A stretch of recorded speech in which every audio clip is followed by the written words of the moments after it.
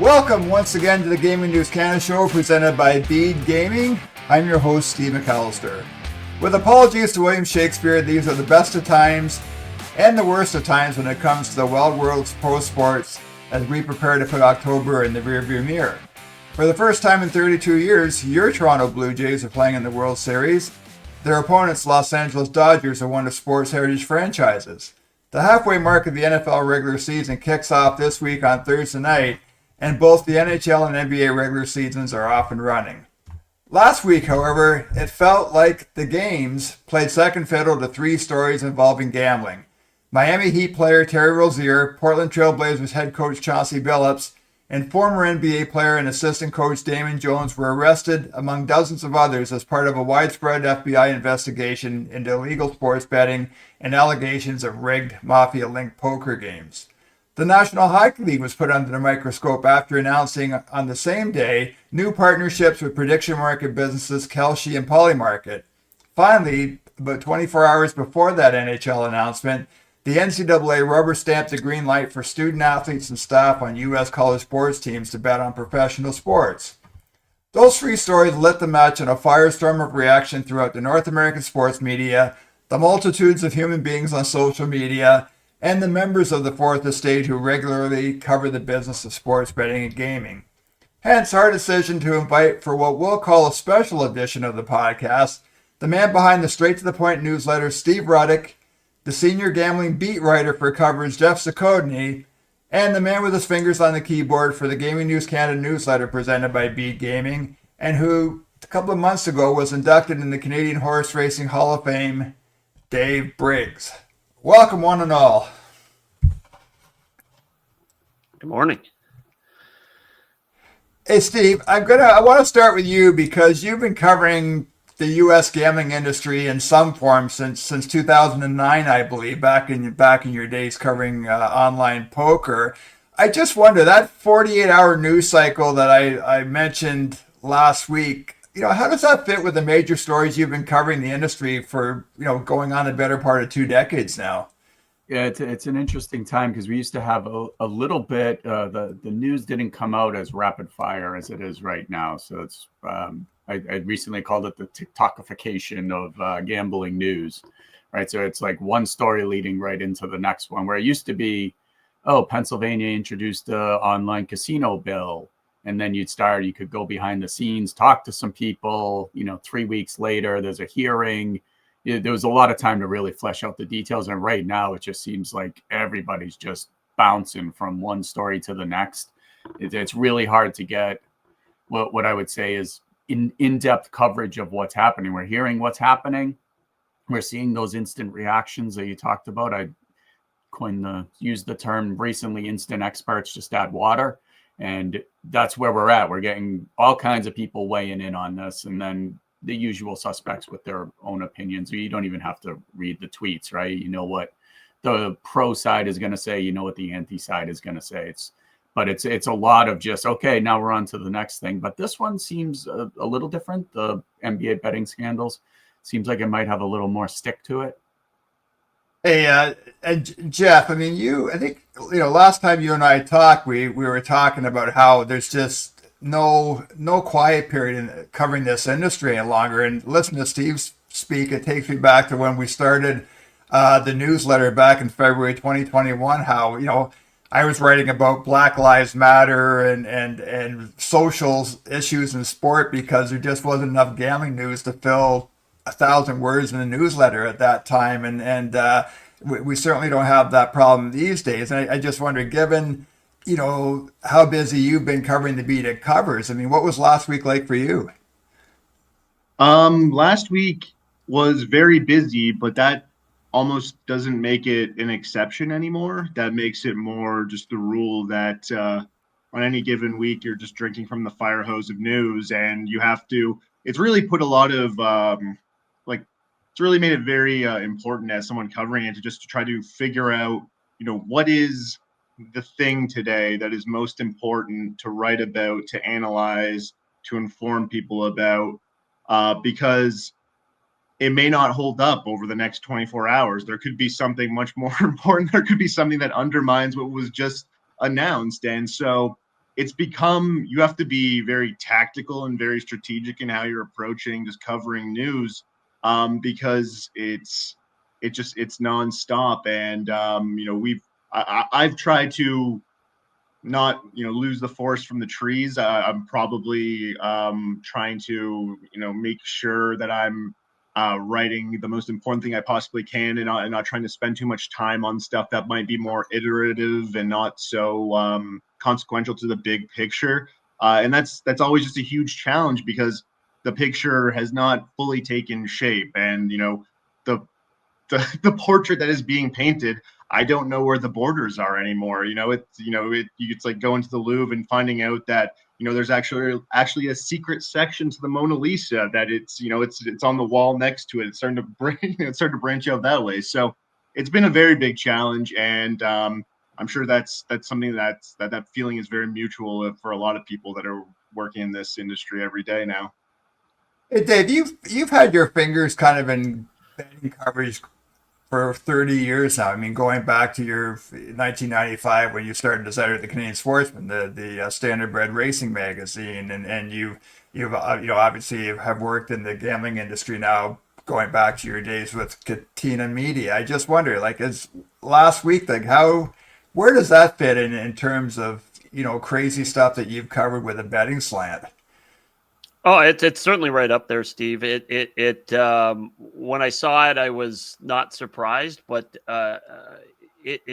sadly, um, but it seems to still have legs. I mean, because it's such a big deal, and that's that I think we're going to see a lot more of that. I mean, people were already talking within the first 24 hours that this would make a great movie, especially on the poker end of the things, and so it's going to hold some interest, but because gambling is so prevalent in our lives now compared to 30 years ago, when it was, essentially horse racing and lottery and a few casinos here and there in Canada.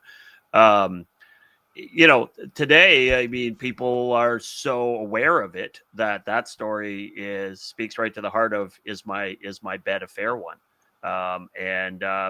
So I mean, it's going to go for a while, I think, on this one, and they have to unravel. Hey, are there connections to John Day Porter? Are there other people that will be involved coming forward? Is this the tip of the iceberg, or is this the meat of it? I don't know. So it's a huge one. It's going to go for a while. Hey, to that point, guys, we're gonna dedicate some space to Wednesday's newsletter, just with a whole like run the gamut on the coverage that's been out there around these stories, and we'll obviously include links to Geoff's coverage and Steve Ruddock's as well. Steve, I guess, guys, the question for me, and it's this story has so many layers, as I kind of mentioned at the top, and I just wonder, Steve Ruddock, is there, like, what stands out to you, or what's top of mind with you on this Monday morning about the FBI investigation and what was announced last Thursday, and subsequent coverage and reaction from different corners of the world? Is there one thing that you're fixated on? Yeah, the one thing that caught my attention right away was pretty much everybody who went up to that podium said ongoing.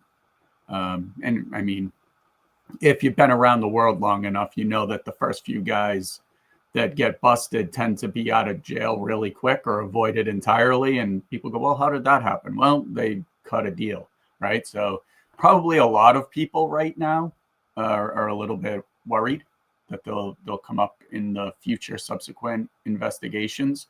And let's not lose fact that Terry Rozier was cleared by the NBA's investigation. So this was, what did they say, started in 2023. So you're talking almost 2 to 3 year process for this. So these things take a lot of time, but I think there's going to be a lot more shoes to drop. Terry Rozier is a pretty big name. A current NBA head coach is kind of a big deal. If it's bigger than that, it gets really hard to keep Congress out of it at some point, where people start asking questions. And once you bring in the integrity of sports, I think you've unlocked the magical box where the general public is like, oh, these games are rigged. Not that we didn't have that already with every flag that's thrown in the NFL or anything, but now it's on steroids, because, oh, we actually have some proof now that there's games being rigged. Hey, just follow quickly to that. You mentioned Congress, and U.S. Congress is already there's a bipartisan call for NBA Commissioner Adam Silver to appear to talk about this. And when I first saw the I think I saw a tweet on the weekend from Yahoo Sports, I kind of thought, like, it's not like the U.S. government doesn't have bigger fish to fry right now. But it sounds from your comments that this is just isn't political grandstanding, that there is a bit of meat on the bone here. Yeah, this is the type of thing that Congress can do, right? So I've seen some commentary pretty much like, oh, Congress is dysfunctional, or they can't pass a budget, they can't even keep the government open, basically. But at the same time, they changed the loss deduction cap earlier this year. They changed the slot threshold. They do things, and these are the kinds of things that can get snuck into other bills. They're discussing NIL stuff with the NCAA. Charlie Baker was up there last year complaining about prop bets.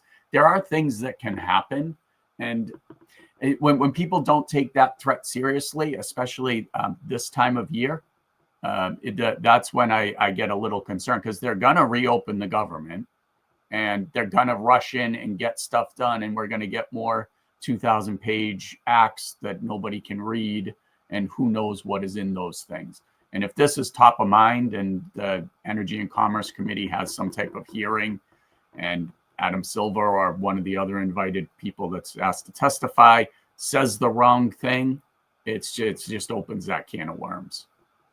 Hey, Geoff, for you, what going back to the original question, what's kind of struck you about this story and then the coverage? Oh, I think we got you on mute, Geoff.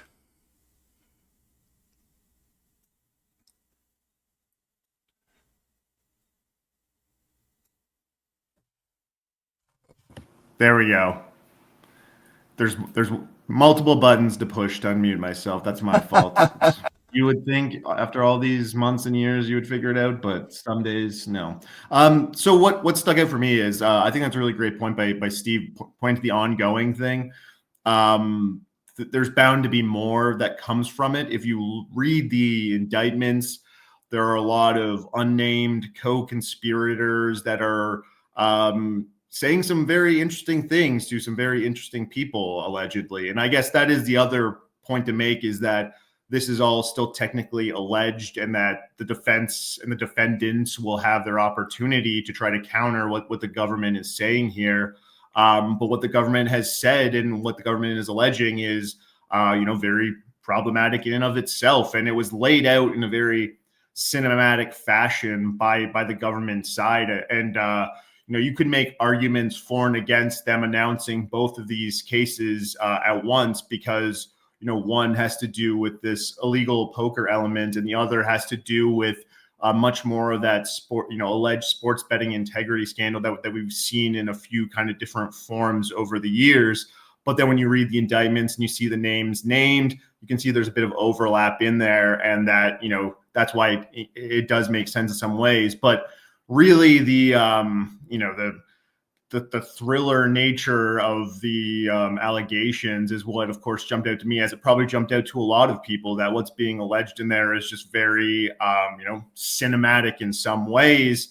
And that naturally would lead to some interest from policymakers. I mean, as you pointed out, Congress has already voiced an interest in being briefed by the NBA commissioner on what happened there. And there could be some awkward things said. And so I went through the indictments, and the one thing that really jumped out to me, though, too, is that there was one paragraph that I kind of jumped on, and I thought it was something just worth noting in a pile of things that was very noteworthy, was that there was one instance of a game where someone is alleged to have learned that there was not going to be the full complement of starters for, I believe it was the Orlando Magic.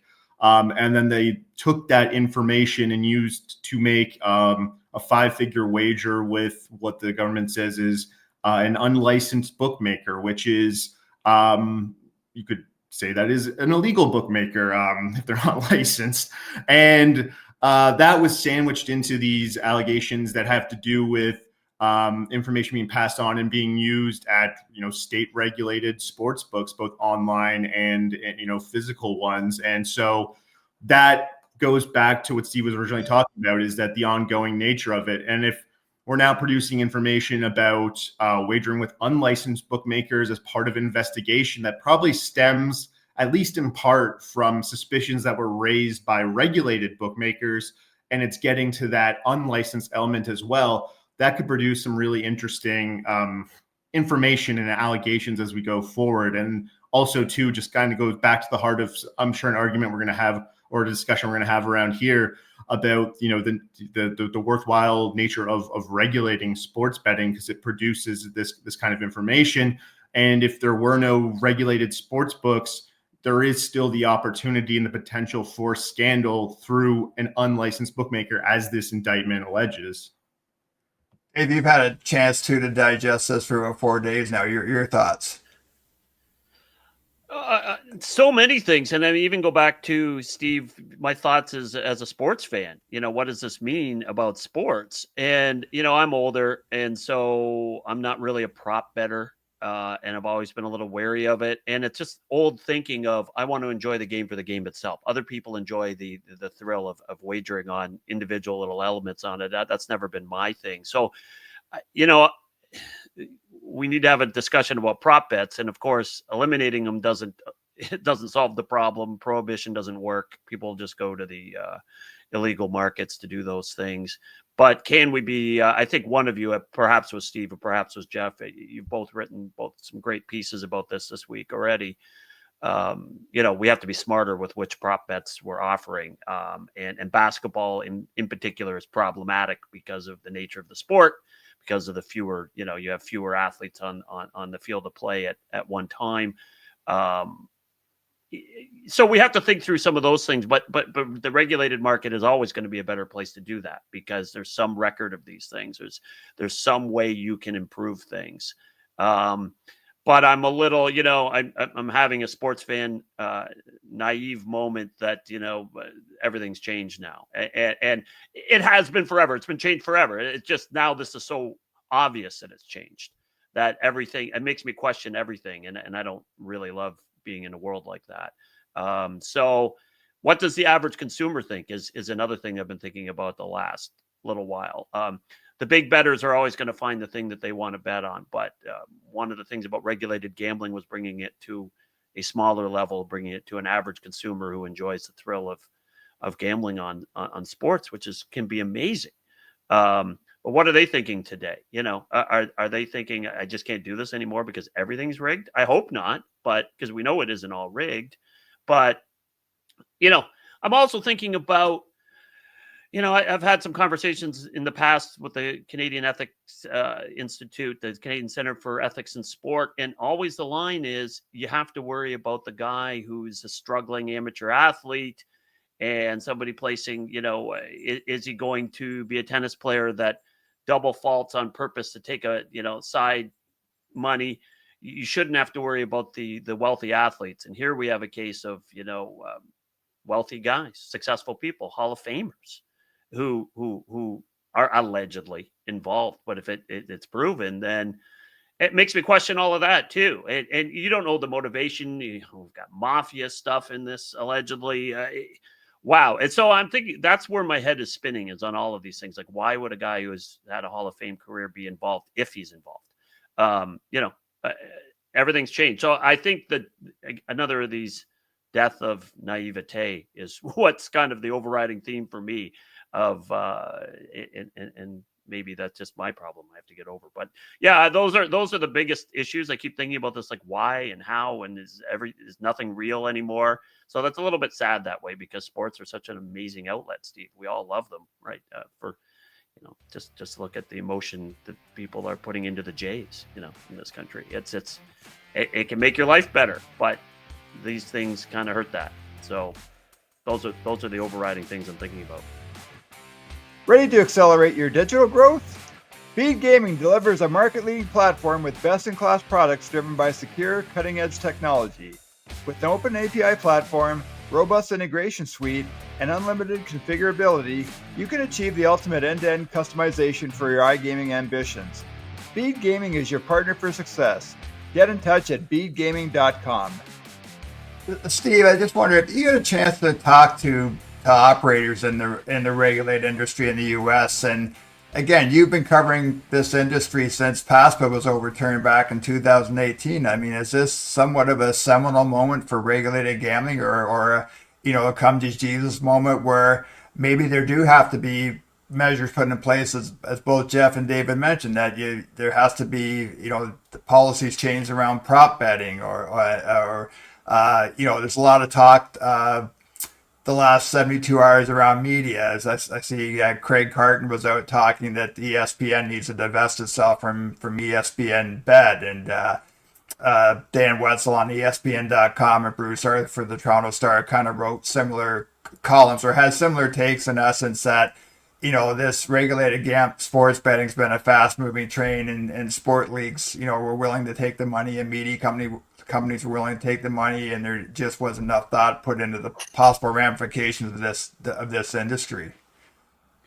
We're in an age of technology where it's much easier. So, I mean, if we look at what's actually being alleged, it's somebody who may or may not have been planning on sitting out the game anyway, just telling people that I'm going to sit out the game, right? He's not missing shots.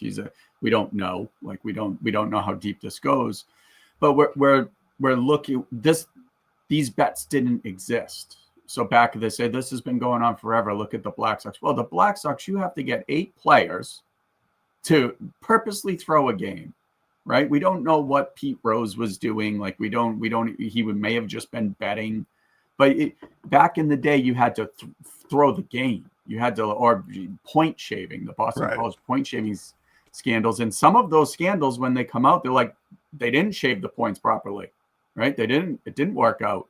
So that now it's just I would call it insider information that's becoming the problem because of the type of bets that people are allowed to place. And I think we do need, as a regulated industry, yes, the regulated industry catches this, but I would also, nobody really talks about what's happening offshore. Are they accepting those bets? They've been around a lot longer than the regulated industry. Do they have their own controls in place? Are they capping those bets at smaller amounts where it's not worth it? Why are people doing this through the regulated market as opposed to through illegal bookmakers, right? There's obviously some of that going on, as Geoff said. But I think the regulated industry needs to realize, well, maybe just having a VIP bettor who wants to place a bunch of parlays on random things isn't the best idea in the world.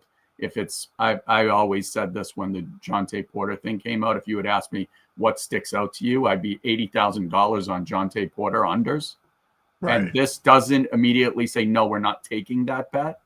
There's the underlying issue that I think the regulated industry has, which is we want to hoover up as much of the market, as much of the bettors as we can, but we're not really thinking about the possible knock-on effects of that. And one of those things is, well, we're allowing massive amounts of wagers on things that are easily manipulatable, if that's a word. I don't know. One of you guys probably know better than me on that.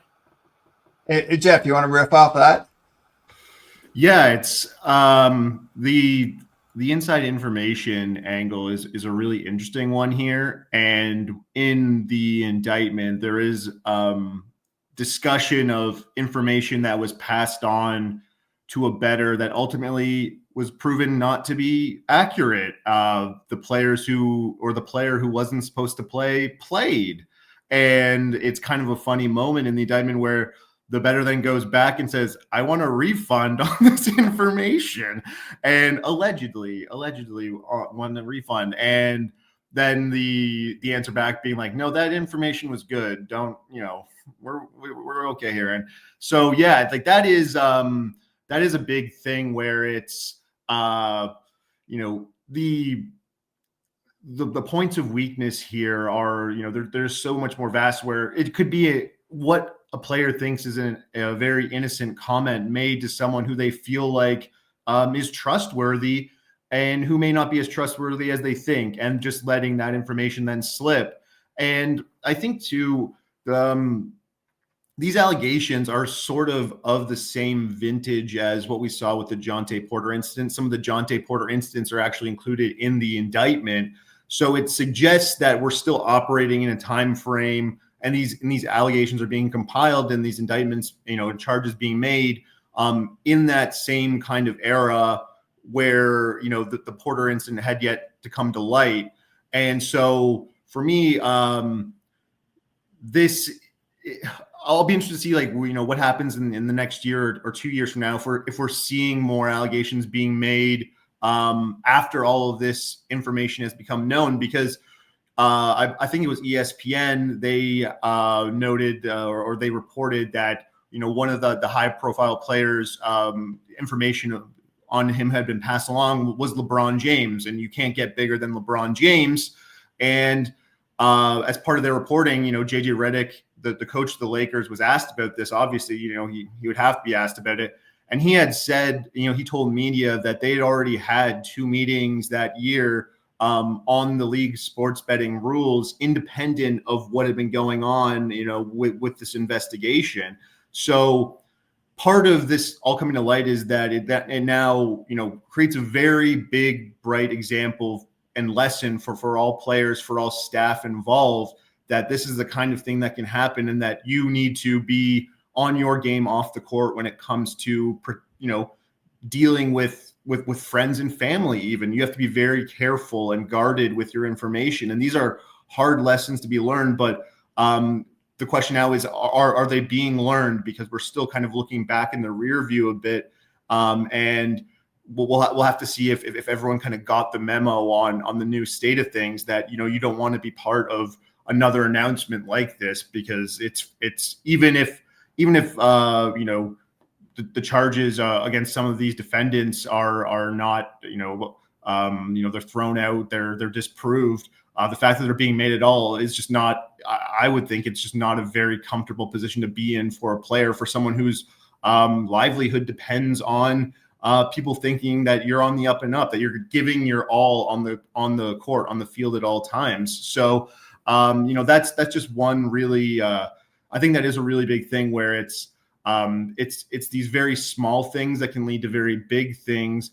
And that it's now that it's all out there, it's what happens after that. Did everybody learn something here, or are we just going to be repeating these same kind of incidents over and over again? And then that becomes a much bigger thing, because there will always be an appetite from bad actors to do bad things. There will always be an appetite for people to try to make a quick buck any way they can. And now it's somewhat, you could argue it's kind of unfair on the players and all the personnel of leagues, that they kind of are now living in this new world. But it's almost got to be part of your contract now, that you understand this new world in which we live, that you have to be very sharp about who you talk to and what you say. Yeah, not surprisingly, the Inside the NBA panel was really good on, I thought, really good on the what happened last week, and we'll include a link to that in the newsletter as well on Wednesday. But Shaquille O'Neal had a couple of real simple thoughts in this. He said that all these guys knew what was at stake, and he said every year when he played in the league, he got there was education around, here's what you do and you don't do. And obviously that's changed a bit since Shaq's retired because of the explosion of online sports betting.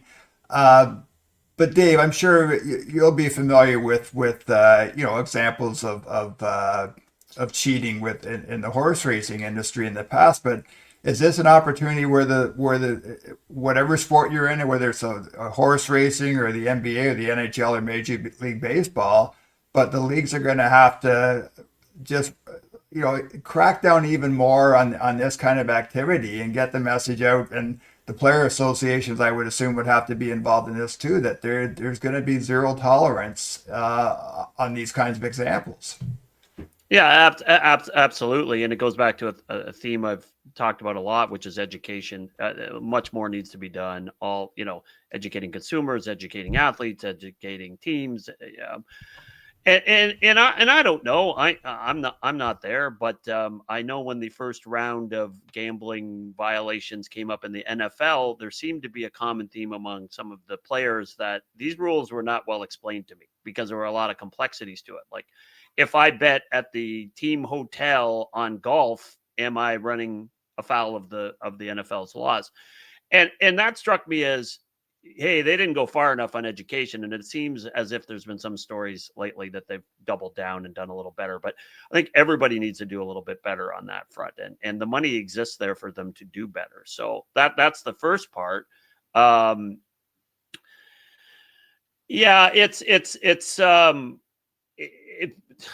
the leagues all used to have all these things in the locker room, right? Big giant signs saying, gambling is illegal. And they really hit on that, but they were in the legalized era, they were quick to take the money and less focused on how we're going to manage this. And I think that's the issue we're seeing now is they really have to do a better job. And we talk about student athletes, we college level, who some are getting the information and many are not, about what you can do, what you can't do, what you should do, what you shouldn't do.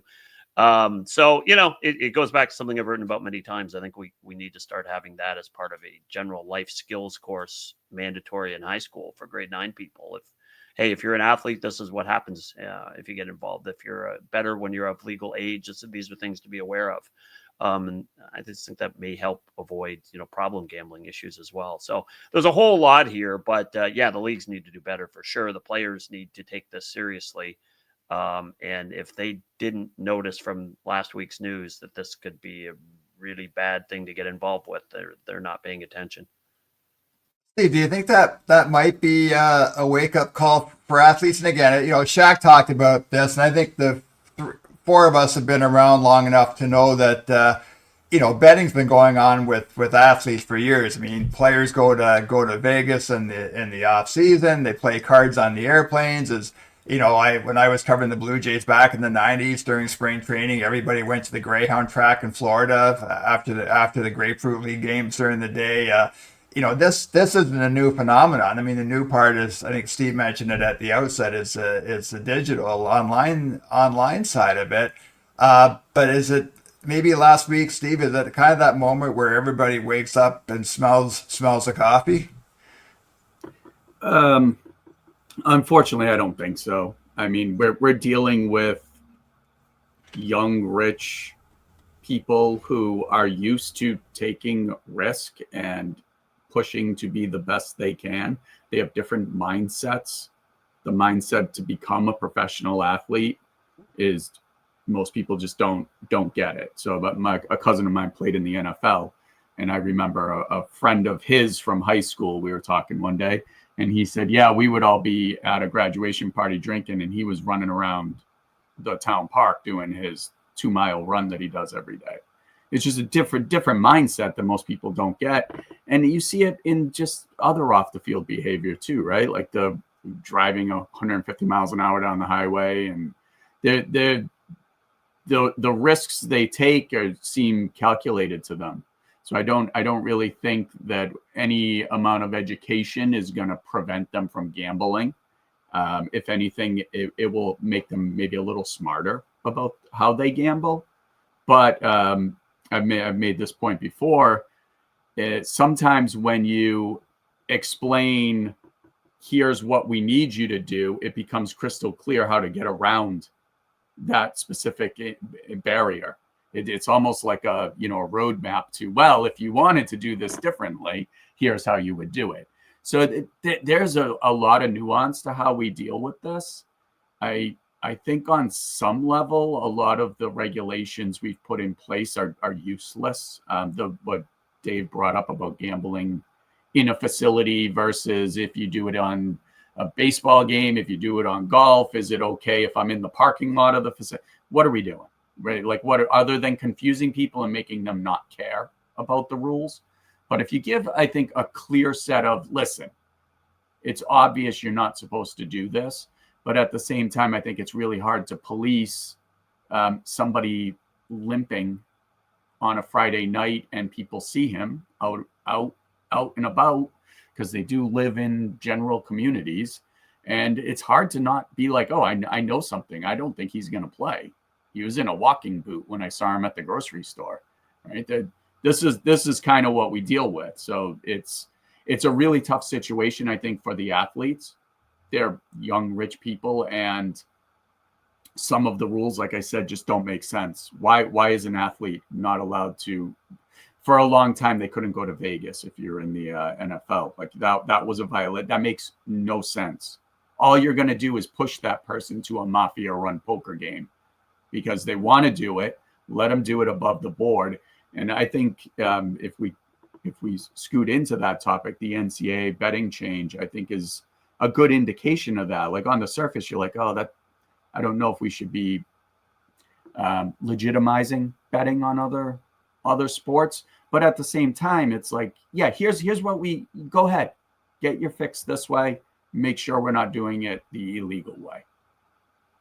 Hey, Geoff, Steve mentioned regulators, and when the Ontario market opened back in 2022, about a year after, I think the AGCO came out and changed the advertising laws and prohibited athletes from being used in advertising. And I just wonder, is there a role for regulators to play in this situation? And again, that's a complex issue. I think, Steve Ruddock, what do we have, 36, 37 states now with legal sports betting? And then one of the complaints you hear from operators is that the rules tend to be different depending on the gaming commission. And in Ontario right now, it's the only province, but Alberta is going to have an open marketplace at some time. But Geoff, is there a role for regulators here?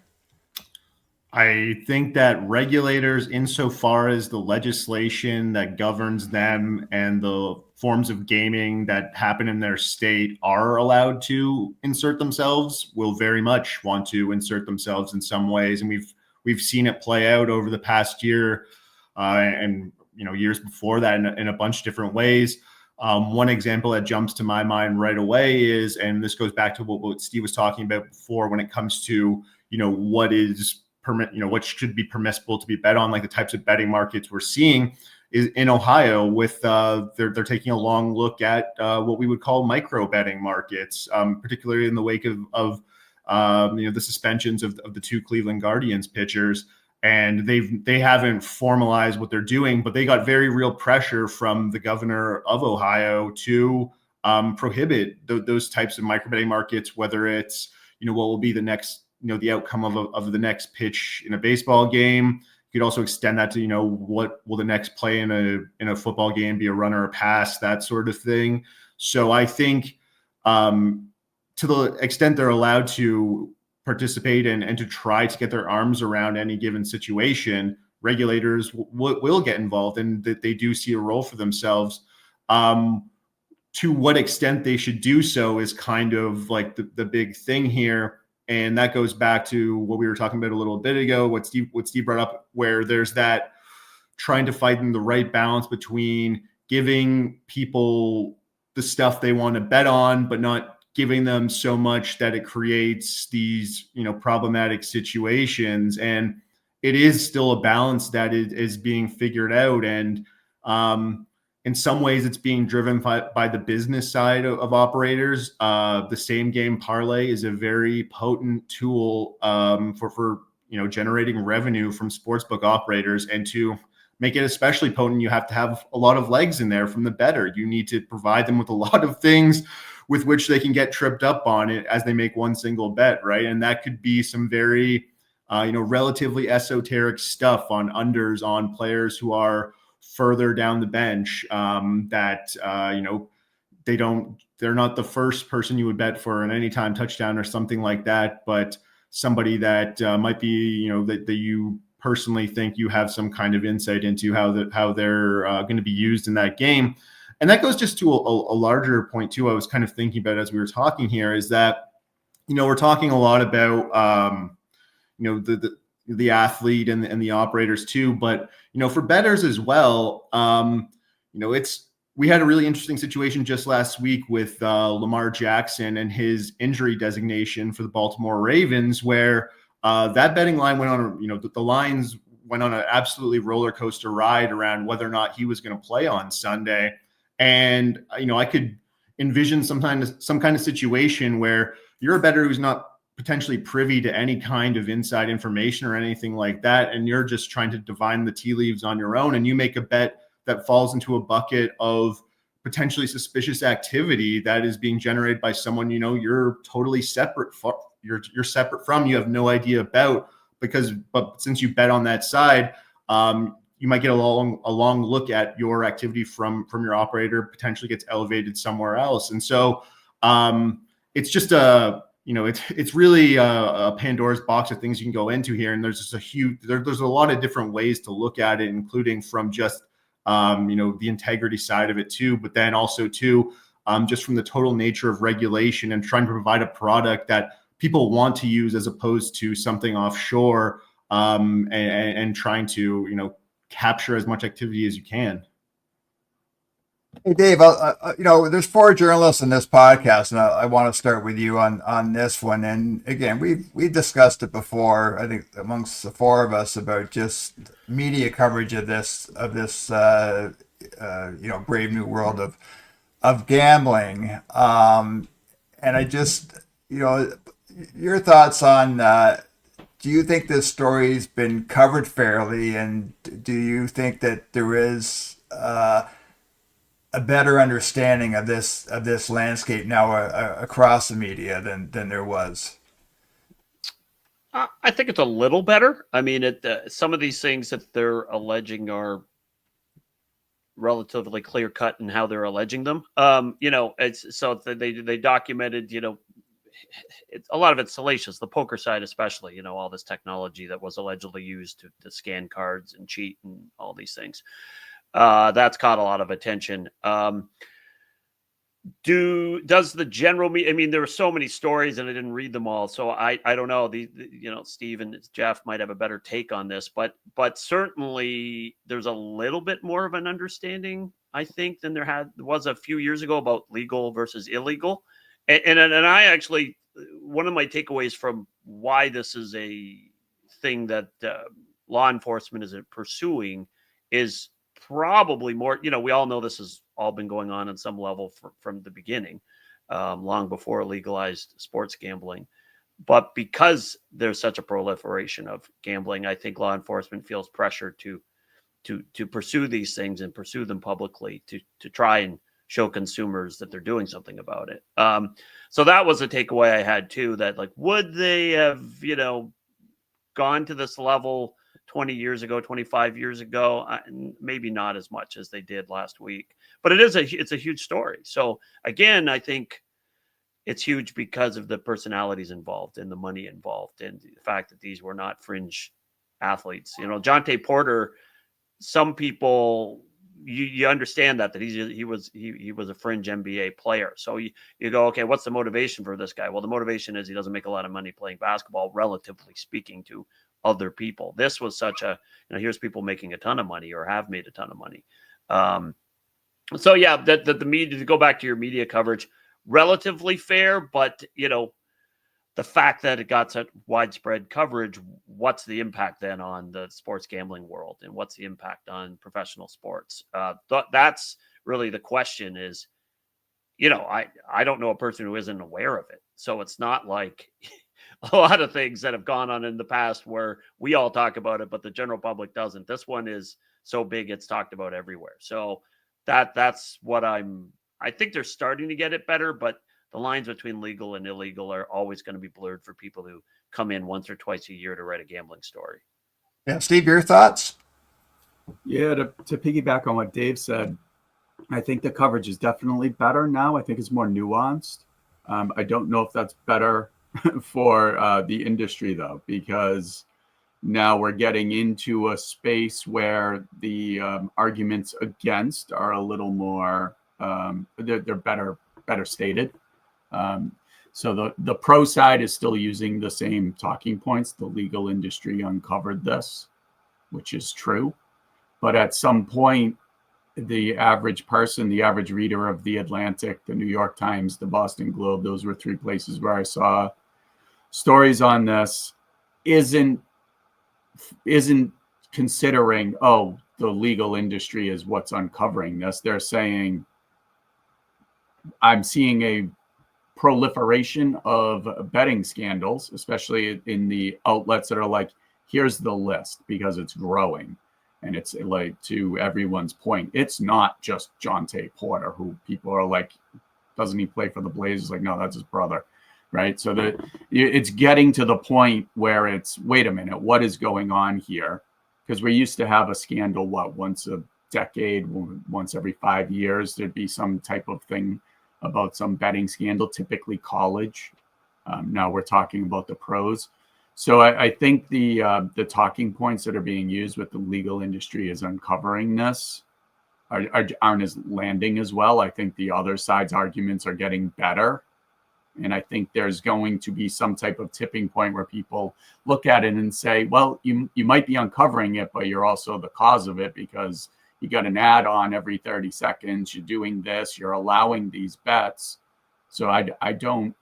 People, in one of my newsletters recently, I said that the leagues used to have plausible deniability for something like this. So if this happened 10 years ago, they would say, see, this is why we don't want legal sports betting, because we have these bad actors in our midst that we can't stop them from doing this. We're doing the best we can to uncover it and comply with, law enforcement to find out what happened. Well, now you have the NHL basically being an official partner with prediction markets, which it's even a bigger problem if we want to talk about it, because they're almost to the point of, no, insider trading is what we want, because then it's the truth. So that we're getting to this point where the leagues are in bed with sports betting in some way, whether that's as an official sponsor, as a data broker, or in some cases they're a main license holder, and you have to go through a professional sports league or a professional sports team or an arena. It's usually owned by somebody in the sports industry to get a license to operate in a state.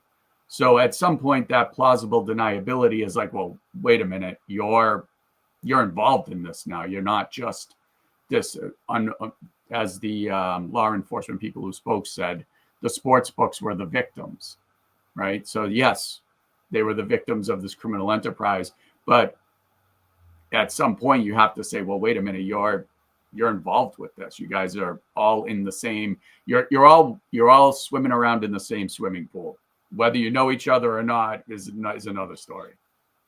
Hey, Geoff, I want to tackle the NHL one before I let you guys go, but I do want to just quickly get your thoughts too on the media coverage. And again, you're someone who's worked kind of in mainstream media, now covering the gambling industry as Bede. Yeah, and I think if you set a line for how long it would take us to get, mention prediction markets, the over on that one, cash, but I have to applaud our restraint that we made it this far into it without that being raised. Yeah. But, so when it comes to the coverage, this is why I didn't quite, jump at it as probably as clear as I should have when I was talking about kind of the, a little bit of unfairness in announcing these two cases at once, because it created, one of them is very much having to do with that sort of integrity concern that we've been dealing with legalized sports betting for some time. And the other one, it might have some ties to that with the people that are involved in that sort of thing. But it just made for an overall bigger, scarier cloud of alleged wrongdoing that hovered over the whole thing. And, to Dave's point, just kind of blurs things even more, where it's like, what are we really concerned about here? Is it more these illegal poker games? Is it more about the sports betting side of it? But then since it's all piled in together, it just makes for this one big epic scandal that now is going to draw in Congress and others. And so that was kind of what I was talking about there. And so I did want to say too, the argument, the coverage I thought was it was fine. I think too, you can't get too upset with mainstream media coverage of the gambling industry in general, because this is just one thing they have to focus on in a day full of many things, especially in a very newsworthy administration in Washington, where the headlines are just coming fast and furious. I did hear that I was listening to the New York Times' daily podcast talking about this morning. There was mention of the fact that the regulation is there that helped pick it up. But to Steve's point, then they did point to, it's like, yeah, but also these regulated sports books are offering markets that might be just providing that opportunity for these kind of problematic bets to be made. So yeah, I do think it's getting, everyone's got to be a little bit more sharp with their arguments, and there might have to be some more, the talking points might need to go back for some workshopping, some more research may have to be done, some more evidence may need to be generated. And then all of this is happening with the backdrop of prediction markets, growing across the US, where we're looking at this state regulated sportsbook system as the quote victim, as was laid out in the press conference, also to potentially a bit of a problem for the whole thing. And then there's a separate system of sports betting, de facto sports betting, whatever you want to call it, that is sitting there, that is now a concern that people have to think about, and that the NHL now has lent its legitimacy to with its partnership announcement with Kalshi and Polymarket. And I'm happy to talk about that now too, because like I said, I think we've been pretty restrained in not spending 45 minutes on prediction markets alone, which we very easily could have. Yeah, and I think Steve Ruddock's probably been spending 45 minutes several times a day on prediction markets right now. Yeah. So just for anybody that wasn't aware, the NHL announced literally hours before the FBI press conference last week a multi-year agreement with both Kalshi and Polymarket as official prediction market partners for the league. First U.S. pro sports league to go down that road. Obviously, the American Gaming Association came right away and condemned the league for it. I get it from the NHL standpoint. I mean, this is about money, and we've talked about for almost 5 years now that coming out of COVID, sports leagues, media networks were looking for dollars. This is another way to cash a check. And Keith Bucktel mentioned, I think, in the press release that we believe the rising tide's lifting all boats here. I think the four of us have heard professional sport league executives talk at conferences about the positive impact that sports gambling has had on engagement with their leagues. Steve, I want to start with you because both you and Dustin Gauker have really covered this issue every which way and sideways. And I think you mentioned it a few minutes ago, but can you just expand a little bit more on this deal and how it's been reacted to south of the border? Yeah, it's a cookie cutter deal. It's meaningless in the grand scheme of things. It's we're an official betting partner of, and two prediction markets are official betting partners, so it's non-exclusive. So this is just one of those things where, give us a check and you can use, our name, image, likeness, that type of stuff. But what was interesting about it was the way that Kalshi and Polymarket announced it, which was legitimacy, right? So they're engaged in, I would say, a very up in the air court battle going on numerous fronts. And nobody really knows how this is gonna play out. And they're at a point, I think, in their life cycle where the more legitimacy we gain, the more entry points we find, the harder it will be to undo. And I think that's their basic strategy right now. I don't speak with anyone in the companies. One of the companies won't even talk to me. So that seems to be what's going on here. And I think Dustin said it, may have been somebody else, and apologies if it's somebody on this panel here, that the NHL signed a deal with a tout service not too long ago, right? It's a league that's like, you're going to give us money for nothing? Yeah, sure, we'll take it. So it doesn't, I don't think the NHL was looking at it as, we're legitimizing prediction markets. I think they thought, these people they're legal in the US at the moment. They'll give us money. And that's that. But the prediction markets are like, see, even the NHL is on board. And I think you saw a really swift and probably the most pointed AGA response I've ever seen. And I've been around for 3 different AGA people, right? So you have Jeff Freeman, before that, Frank Fahrenkopf. Now you've got Bill Miller. And I don't think, and I would say Bill is the most moderate of the bunch as far as statements. And I don't think I've ever seen a statement like that, which was basically like, hey, we don't trust you anymore, right? There's a trust factor here that I don't think anybody really is thinking about. And the first sports book that is licensed in numerous states that goes into sports contracts in prediction markets, I'm really curious. Maybe the state regulators can't do anything about it. That's a train of thought that, well, if they try to pull their license, they'll get sued.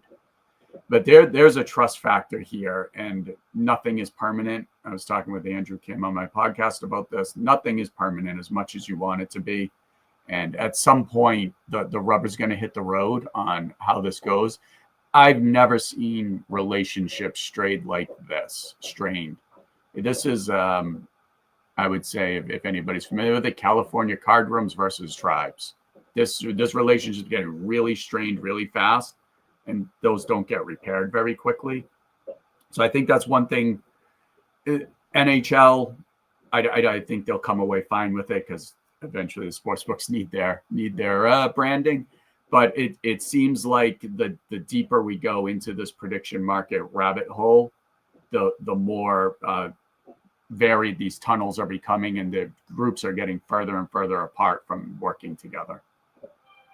Hey Geoff, DraftKings last week, I think they announced that they're doing a partnership with a prediction company, I believe, and FanDuel's also. There's been a lot of rumblings with FanDuel as well. I mean, does that give legitimacy to these prediction markets, or your thoughts on that? Was it last week? It would be my first question. I can't remember, but it was. They're all kind of blurring together. But DraftKings announced it has acquired Railbird Exchange, which is a CFTC licensed, designated contract market, the DCM. So yes, prediction market platform for itself. I think that is, I don't know about how legitimate it's making everything, but what's kind of interesting is that DraftKings, back around the election, because it was the election in 2024 that really started to draw people's eye toward prediction markets, because you had Kalshi and Polymarket facilitating these bets on the presidential election that you couldn't get at a sports book. And I think even back then, DraftKings was like, we're taking a look at this for that election related component. And this was before crypto then kind of broke through the barrier and threw out its, the Super Bowl futures that then kind of set this whole thing in motion. So DraftKings has been taking a long look at this for a long time. And the FanDuel CME tie-up, which is, up to and including everything but sports, but potentially sports someday, if that were to take place, is kind of my reading of it. Very similar to that, where it's, I think the operators are sort of looking at this as it might be something like table stakes, where you at least have to position yourself in the event that this is going to be around forever. And it could be that the sports element of it isn't around forever, because that is still being litigated very hotly all over the place. But having the capability to offer prediction market like stuff for other things at least puts you in that thing where you can offer contracts on what the price of Bitcoin is going to be at the end of the day. You can do it for elections. You can do it for other economics data, entertainment, that kind of thing, those novelty markets. And then that's just something that would fit very snugly into a strategy like the one that DraftKings has, which is that it's kind of becoming like a one-stop shop for all your gambling needs, where they have Jackpocket for lottery. They have, their own horse racing app. They have online casino. They have sports betting. And if you want to bet on whether Taylor Swift's going to do the halftime show, we now have DraftKings predictions. And if also, sports event contracts are upheld by every court and are now available in all 50 states, we have a foothold in the Texas and the Californias and all the states that have not gone live. Even though, Jason Robbins, the CEO of DraftKings, has said he has believed that an online sportsbook versus a prediction market on sports, the online sportsbook's still probably going to win out in the end. The acquisition of Railbird might make that statement a little more questionable, but that was how they were seeing it. And so it's really it's legitimizing the prediction market platform. What goes on that platform and is legitimized is still the big question mark. Hey, Dave, I'm going to give last word to you. And again, just as someone who's, started in this industry covering horse racing, and, you saw in Ontario all of a sudden, casinos popping up and racetracks across Ontario. And then we have an online gaming world today. And Paul Burns talked a bit about this on the podcast a couple of weeks ago, that people are looking for products, and gambling comes in many forms now. And I think Chris Grove has made a similar statement on Twitter as well, is that people are looking for choice, and prediction markets just happen to be another product. A last word just on, I mean, could we see, is there going to be a day where we're going to see calcium poly market in Ontario? Boy, just from the simplicity of the Canadian market versus the U.S. one, I hope not. And again, this goes back to my own naivete that these things aren't here, and it's a simpler way of looking at things. And there's regulated sports betting, and you can bet on elections, and it's perfectly legal in Ontario, and it makes sense. And you can bet more of the Super Bowl prop bets than you can in most regulated books in the United States. There just seems to be a logic and simplicity to it that now is complicated. And when I look at this NHL deal, I do think it taints the NHL a little bit, because that's a very popular brand in this country. And even though this doesn't really apply to Canada yet, we all know they're in it for the money, but they're in it for the money with something that's illegal in this country currently. So what does that say about the NHL? So I worry about some of those implications. So yeah, people are looking for product. There's so much product already, Steve. I mean, you can bet on virtually everything somewhere. I don't think we need it. I don't think we need prediction markets, but that's just me speaking from a pro-regulated market perspective. So yeah, I think what we've learned from the last year or so, and Steve and Dustin and Geoff have covered this extensively, is that this thing isn't as simple as we thought, and it's going to get complicated. And everybody sees the money and thinks, I've got a new perspective and way to get it, and how can I legitimize my business? And as the point that both of these guys made earlier, that's exactly what these prediction markets are doing by partnering with the NHL. Is they're buying legitimacy, or attempting to buy legitimacy. And so I don't know. I guess, and what does that do to the consumer? I'm always thinking about the average person. How confused are they now? I mean, they were before confused about, especially in this country, in Canada, they were confused before about regulated versus unregulated. And now we're getting into these prediction market things, and why in Ohio can I do this, but I can't do it here? And so confusing. So I'm not necessarily asking for federal oversight, but some kind of consistency across North America would be helpful to the average person who doesn't understand the complexities of all this. So yeah, again, I'm yearning for a simpler day, but I'm not against gambling, but clearly we have so much choice. I'm not sure we need more choice. When we started this podcast an hour ago now, I mentioned the NCAA rules. I think we'll shelve that for another time, because I've kept the three of you long enough. But Dave Briggs, the editor-at-large for the Gaming News Canada newsletter presented by Bede Gaming, Geoff Zochodne from Covers, and as Steve, I think, mentioned offline, Geoff, if you're not following Geoff on Twitter, you should be. His coverage of the industry is outstanding. And as I often mention on this podcast and in the newsletter, Steve Ruddock's straight to the point newsletter is a must read and must follow. But really appreciate the three of you guys taking time out, especially at the start of another busy week, to do the podcast. And thanks as always. And we'll get the band together again before the holiday season. Thanks, Steve. Yeah, thanks for having me on anytime. That's it for this episode of the Gaming News Canada show presented by Bede Gaming. As always, you can listen to this podcast on Substack or on the various podcast apps. You can also watch the show and see our four smiling faces on the Gaming News Canada YouTube channel. Again, thanks to Dave, Geoff, and Steve for joining us today, and we will see everybody again very, very soon.